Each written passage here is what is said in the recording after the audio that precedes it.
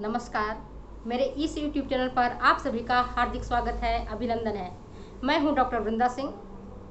आज मैं कम वजन वाले व्यक्ति का मतलब जिनका वजन कम है, अल्प भार वाले हैं, अंडरवेट हैं, उनके डाइट चार्ट के बारे में बताऊंगी कि वे किस तरह से अपना वजन बढ़ा सकते हैं। मेरे दोस्तों, आप जानते हैं जहां मोटापा स्वास्थ्य का दुश्मन है, वहीं अंडरवेट भी, अल्प भार भी एक गंभीर स्थिति है जिससे व्यक्ति के स्वास्थ्य पर बुरा प्रभाव पड़ता है। पिछले वीडियो में मैंने बताया था कि अल्प भार के कारण कई समस्याएं उत्पन्न हो जाती हैं, जैसे हड्डियां कमज़ोर हो जाना, जिसको हम हड्डियां धीरे धीरे भुरभुरी हो जाती हैं, ऑस्टियोपोरोसिस कहते हैं। और अगर कोई लेडीज़ है, अंडरवेट है, तो देर से कंसीव होती है और प्रेगनेंसी टाइम में परेशानी आती है, और एट द टाइम ऑफ प्रसव, जब डिलीवरी होता है, तभी उनको परेशानी आती है।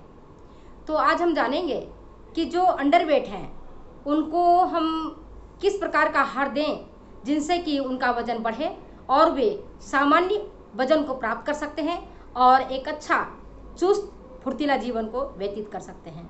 मेरे दोस्तों, आज मैं आपको बताऊंगी, पिछले वीडियो में भी मैंने बताया था, आज मैं ये बताऊंगी कि अल्प वजन वाले जो व्यक्ति हैं उनको कौन सा आहार ज़्यादा मात्रा में देना चाहिए जिससे कि उनका वजन जल्दी से जल्दी बढ़ सके। मेरे दोस्तों, इसके लिए सबसे पहले कैलोरी युक्त भोजन उनको दिया जाना नितांत आवश्यक है।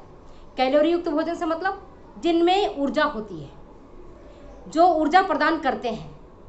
ऐसे ऊर्जा प्रदान करने वाले पदार्थ कार्बोहाइड्रेट और फैट वाले पदार्थ हैं, तो उनको थोड़ी थोड़ी मात्रा में कार्बोहाइड्रेट युक्त और जिसमें वसा है वैसे पदार्थ दिए जाने चाहिए। मगर ये भी ध्यान रखिए कि जो दुबले पतले व्यक्ति हैं, जिनका वजन कम है, और वो अगर वसा युक्त भोजन ग्रहण करते हैं और तला हुआ भोजन ग्रहण करते हैं, तब ऐसी स्थिति में उनका डाइजेशन ठीक प्रकार से नहीं हो पाता है, वो ठीक प्रकार से पचा नहीं पाते हैं, क्योंकि पाचन संस्थान में कई प्रकार की गड़बड़ियाँ उत्पन्न हो जाती हैं।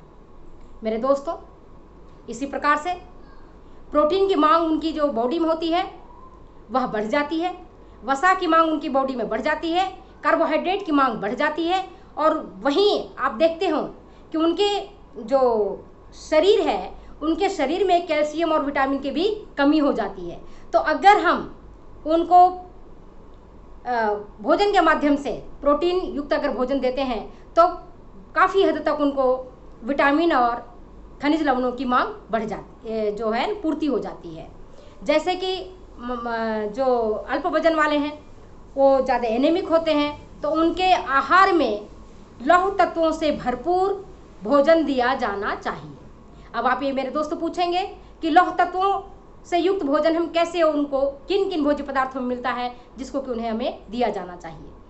तो ये मैं बताऊंगी आपको कि जो अगर आप उनके भोजन को, उनकी सब्जियों को लोहे की कढ़ाई में बनाते हैं, तब काफ़ी हद तक लोहा कढ़ाई में से निकल करके सब्जियों में चला जाता है। और अनार, केला, गुड़, किशमिश, अंजीर, ऐसे कई सारे भोज्य पदार्थ हैं जिनमें लोहा पर्याप्त मात्रा में मिलता है, और ऐसे भोज्य पदार्थों को उनके आहार में सम्मिलित करना चाहिए। उसी प्रकार से अभी मैंने आपको बताया था कि जो दुबले पतले व्यक्ति होते हैं, खास करके जब अगर उनकी उम्र 50 साल पार कर जाता है, तब उस स्थिति में उनको ऑस्टियोपोरोसिस होने की संभावना बढ़ जाती है। हड्डियां ब्रिटल हो जाती हैं और जरा सी गिरने पर टूट जाती हैं। तो ऐसी स्थिति में कैल्शियम से भरपूर भोजन उन्हें दिया जाना चाहिए। कैसे? दूध और दूध से बने प्रोडक्ट्स जैसे दही, पनीर, चीज़, दूध की बनी मिठाइयाँ, खीर, सेवइयाँ, ये सब उन्हें दिया जाना चाहिए, जिससे कि उनको प्रोटीन भी मिले, कैल्शियम भी मिले और ऊर्जा भी प्राप्त हो। इसी प्रकार से अगर प्रोटीन उनका आहार में दिया जाना चाहिए तो ऐसा आहार दिया जाना चाहिए जो कोई वो पचा सकें। ऐसे जब प्रोटीन युक्त आहार व्यक्ति ग्रहण करता है तो पेट भरा भरा सा दिखता है, ऐसा लगता है पेट भरा भरा है। तो उनको ऐसा सुपाच्य प्रोटीन वाला उच्च जैविक मूल्यों वाला आहार दिया जाना चाहिए। अंडा, मांस, मछली और आपके यकृत, इनमें प्रोटीन बहुत अच्छे मात्रा में मिलता है, और इसके साथ साथ इनमें विटामिन और खनिज लवण भी मिलता है, जिनसे कि उनके स्वास्थ्य के लिए बेहतर होता है।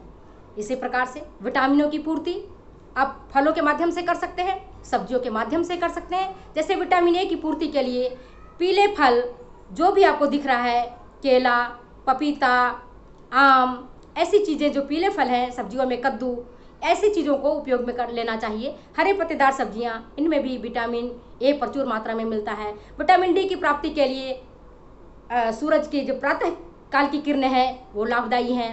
तो सुबह शाम अगर व्यक्ति थोड़ी देर धूप में बैठता है तो विटामिन डी की पूर्ति हो जाती है। इसी प्रकार से विटामिन सी जो इम्यूनिटी पावर को बढ़ाता है, जो व्यक्ति को संक्रामक रोगों से बचाता है।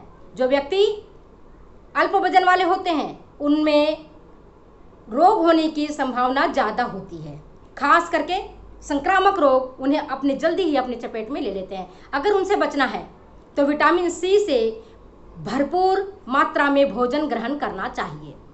और विटामिन सी नींबू, संतरा, मौसमी, आंवला, अमरूद जैसे खट्टे भोज्य पदार्थों में खूब मिलता है। आंवला रिचेस्ट सोर्स है विटामिन सी का, इसलिए अगर आंवले का मुरब्बा, आंवले की चटनी या सूखा आंवला को ही दूध के साथ या कैसे भी पानी के साथ ले लिया जाए तो ज़्यादा लाभदायी होता है।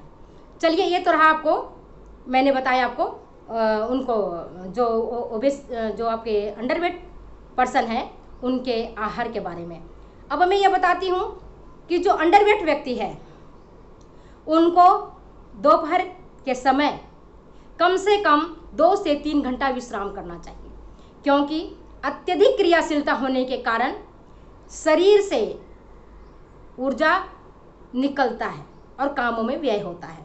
अगर व्यक्ति 2 से 3 घंटा विश्राम करता है तो उस समय जो ऊर्जा व्यय होना चाहिए वह बच जाता है और संचित हो जाता है। इसलिए शारीरिक क्रियाशीलता कम करके रेस्ट करना चाहिए, साथ ही एक्सरसाइज करना चाहिए ताकि खूब उन्हें भूख लगे। जब भूख लगेगा तभी वो भरपेट भोजन कर पाएंगे और भोजन पचा सकेंगे। इसलिए उन्हें व्यायाम भी करना चाहिए और साथ ही साथ सुबह शाम जहाँ तक हो सके मॉर्निंग वॉक जरूर करना चाहिए। तरल पदार्थ उन्हें लेना है हर 2 घंटे के अंतराल में, और वह फलों के जूस के माध्यम से, और उन फलों में ग्लूकोज डाल करके, ताकि ऊर्जा उनको मिलती रहे और वो जल्दी से जल्दी उनका वजन सामान्य होने लगे। तो ये चीज़ मैंने आपको बताई, आपको अंडरवेट को कंट्रोल करने के लिए कि कैसे हम अंडरवेट को हम कंट्रोल करेंगे और हम कैसे हम अपने सामान्य वजन को गेन करेंगे। कई लोग डॉक्टर साहब के पास जाते हैं, टॉनिक लेते हैं, ग्लाइकोसेमिक ड्रग लेते हैं। मेरे दोस्तों, मैं बता देती हूँ, टॉनिक और जो दूसरी दवाइयाँ हैं उससे बेहतर यह है कि क्यों नहीं आहार के माध्यम से अपनी वजन को बढ़ाया जाए। तो आज मैं इसी संदर्भ में एक डाइट चार्ट बता रही हूँ। अगर आप उस डाइट चार्ट को फॉलो करोगे तो निश्चित तौर पर विश्वास मानिए आपका वजन कम से कम महीने में 5 किलो तो जरूर ही बढ़ेगा। बशर्ते आपको रेस्ट लेना है, एक्सरसाइज करना है और कैलोरी जो मैंने कहा कार्बोयुक्त भोजन लेनी है, प्रोटीन युक्त भोजन लेना है, खास करके उच्च जैविक मूल्य वाला, और पर्याप्त मात्रा में फलों और सब्जियों का उपयोग करना है। तो आइए हम शुरू करते हैं। जब प्रातःकाल व्यक्ति सो करके उठता है तो उसे फ्रेश होने के पश्चात अगर वो चाय पीता है तो चाय थोड़ी पी ले, और उसके बाद 6 साढ़े 6 बजे 1 गिलास दूध, और उस दूध में ड्राई फ्रूट्स जैसे बादाम, काजू, पिस्ता, इनके पाउडर बना करके 2 चम्मच डालें, और साथ में थोड़ी सी मात्रा में किशमिश भी डाल करके उसे 1 गिलास सुबह 6:30 बजे 7 बजे के बीच में उसे ले लेना चाहिए। उसके बाद 9 बजे जब उसका नाश्ता का टाइम है या 8:30 बजे, तब वो ब्रेड बटर ले सकता है, सैंडविच ले, या पनीर पराठा, आलू पराठा दही के साथ में एक अंडा फ़ायदेमंद होता है और वजन को बढ़ाने में भी लाभकारी होता है। 11 बजे अगर पराठे लेते साथ में एक कटोरी दही भी रखें और एक अंडा जरूर लें, और अंडा अगर नहीं लेना चाहते तो ऑमलेट बना के ले सकते हैं।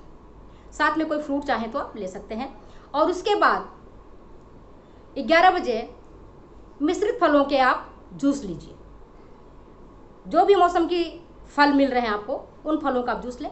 उसके बाद दोपहर के खाने में 1:30 बजे या 2 बजे जब आपका खाने का टाइम है, तब रोटी, दाल, चावल, रोटी भी घी चुपड़ा हुआ, दाल में भी घी डाल दीजिए, दाल मखानी लीजिए, पालक पनीर की सब्जी ले सकते हैं, और मौसमी फल और सब्जियों के सलाद, साथ में एक पापड़ और 1 गिलास छाछ जिसमें जीरा, पुदीना और काली मिर्च का पाउडर मिला हुआ हो, जो कि स्वाद को भी बढ़ाता है और डाइजेस्टिव भी होता है, भोजन को पचा देता है।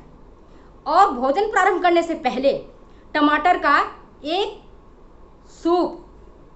कटोरी सूप लेनी चाहिए, जिससे कि सूप जो है आपके भूख को बढ़ाता है और भोजन आपको करने की ज़्यादा इच्छा होती है। तो आप सूप जरूर लें, खाने से पहले सूप ले लें। उसके बाद खाना खाने के उपरांत जब आपका खाना समाप्त हो जाए, तब थोड़ी सी मिश्री और थोड़ी सी चुटकी भर सौंफ ले लें, जिससे कि खाना आपका डाइजेस्ट हो जाए।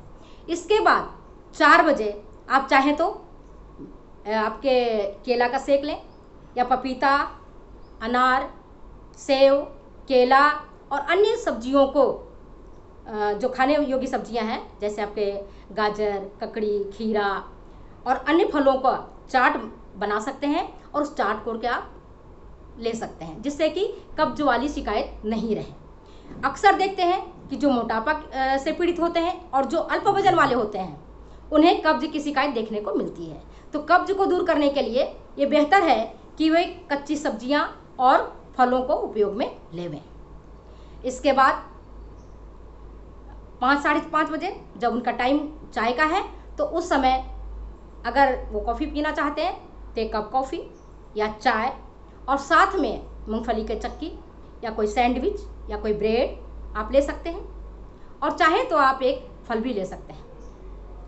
रात्रि 9 बजे या 9:30 बजे जब आपका खाने का टाइम है, डिनर के समय में आप रोटी, दाल, चावल, मौसम की सब्जियां, ये सारी चीज़ आप लें।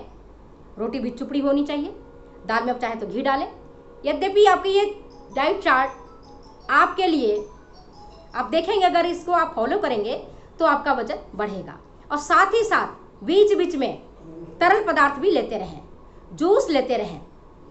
जूस में खास करके ग्लूकोज डाल लें, जिससे कि आपका ऊर्जा मिलती रहे और आपको किसी भी चीज़ में परेशानी उत्पन्न नहीं हो। रात में सोते समय आप 1 गिलास दूध लें, और दूध में चाहे तो शक्कर डाल दें, और चाहे तो आप ड्राई फ्रूट्स डाल दें 1 चम्मच और पी जाएं। ये रहा आपका पूरे दिन का डाइट चार्ट। अब हम ये देखते हैं कि जो अंडरवेट पर्सन है, उसको हमें क्या नहीं दिया जाना चाहिए।